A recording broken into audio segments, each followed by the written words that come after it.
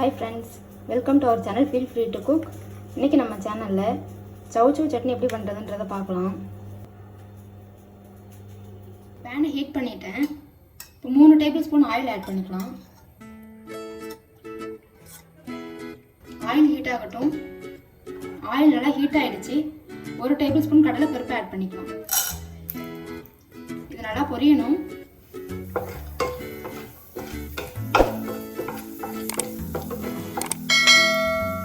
Change ஆகும் லைட்டா. இப்போ கலர் சேஞ்ச் ஆயிடுச்சு லைட்டா.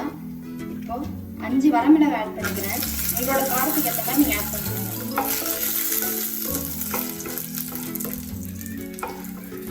இப்போ இதோட தக்காளி ஒன்று கட் பண்ணி வச்சிருக்கேன், அதை ஆட் பண்ணிக்கலாம்.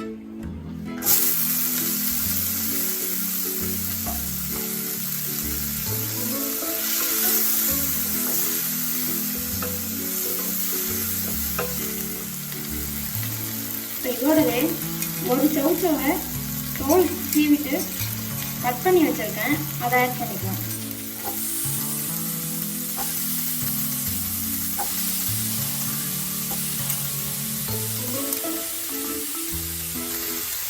சௌச்சவும் தக்காளி நல்லா வதங்கணும்.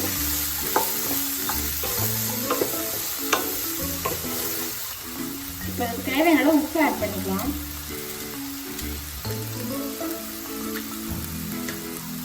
மிக்ஸ் பண்ணிக்கலாம்.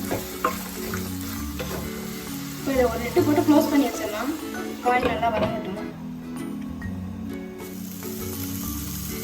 பாருங்க, காய் நல்லா வெந்துருச்சு. 10 மினிட்ஸ் ஆச்சு இது நமக்கு பாயில் ஆகிறதுக்கு. இப்போ ஸ்விட்ச் ஆஃப் பண்ணிட்டு இதை ஆற வச்சு ஒரு மிக்ஸி ஜாரில் ட்ரான்ஸ்ஃபர் பண்ணிட்டு தண்ணி எதுவும் ஊற்றாமல் அரைச்சி எடுத்துக்கலாம். இப்போ பாருங்க, இதை நல்லா அரைச்சி எடுத்துக்கிட்டேன், தண்ணி எதுவும் ஊற்றாமல். இப்போ அதை தாளிச்சிக்கலாம். பாருங்க, ஒரு பேன் ஹீட் பண்ணியிருக்கேன், ஆயில் ஆட் பண்ணிக்கலாம். 1 டீஸ்பூன் ஆட் பண்ணியிருக்கேன்.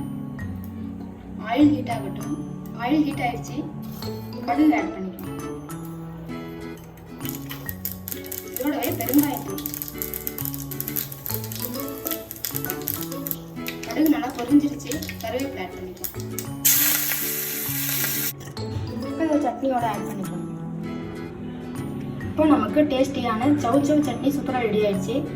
இது idli, dosa, chapati, lemon rice, curd ரைஸ்க்கு கூட நல்லா காம்பினேஷனாக இருக்கும். நீங்களும் செஞ்சு பார்த்து உங்களோட கமெண்ட்ஸை ஷேர் பண்ணுங்கள். இந்த வீடியோ உங்களுக்கு பிடிச்சிருந்தா எங்கள் சேனலுக்கு மறக்காமல் லைக், ஷேர் அண்ட் சப்ஸ்கிரைப் பண்ணுங்கள். தேங்க்யூ.